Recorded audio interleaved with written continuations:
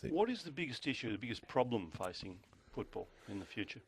I think the issue that we'll talk to next week with the club presidents and CEOs, I think this issue around equalisation, the competition's grown so much now that the gap has grown between the larger, more successful clubs and the smaller, not as large, not as strong clubs. And when that happens and you start to see a trend of the clubs who have got the financial wherewithal to compete and play in finals, and that means that other clubs aren't getting that same opportunity. We can't have that in what we're trying to create, which is a competition of uncertainty, that people can go along and not see blowouts. They can go along and think that their team can win, or they start the year and think their team can make the finals. And this is a much more even season this year, Ian, despite the fact that the Giants and the Lions aren't going well. But with equalisation, revenue sharing, a bit of tweaking here and there, and will continue to evolve, I think we will get to a more even competition. That's the greatest threat to the competition, is it? I think it's a real challenge, because you don't want a competition where the same teams are winning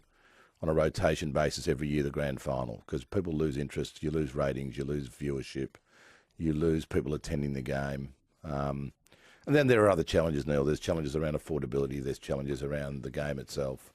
But that's a challenge. But gee, you've looked after the Swans, though. 110-point defeat of Geelong. You've given them a leg up. How? Oh, all that special deals you've done with What special deals? Well, they're living away from their allowance, their rent allowance for a start. They've been there for 15 years. Yeah, I know. You've given them a big leg up. Well, sorry. Last time I checked, they've only won 2 flags during that time. Can you be more specific? More than Melbourne. They were exhilarating last night. I was there. They were exhilarating. The sort of Buddy Franklin, Kurt Tippett forward line with Adam Goods is exciting.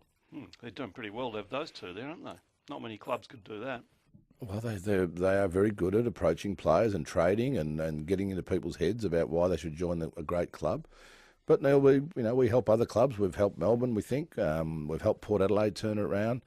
We'll have to do the same with the Brisbane Lions and St Kilda. And clubs go in cycles. And if any of the other clubs, Neil, ever made a mistake or found themselves in financial difficulties, I can tell you that the AFL would be there to pick them up, and that would include a Collingwood, or that would include a Carlton, whichever club goes through that cycle, Neil. Talking Melbourne.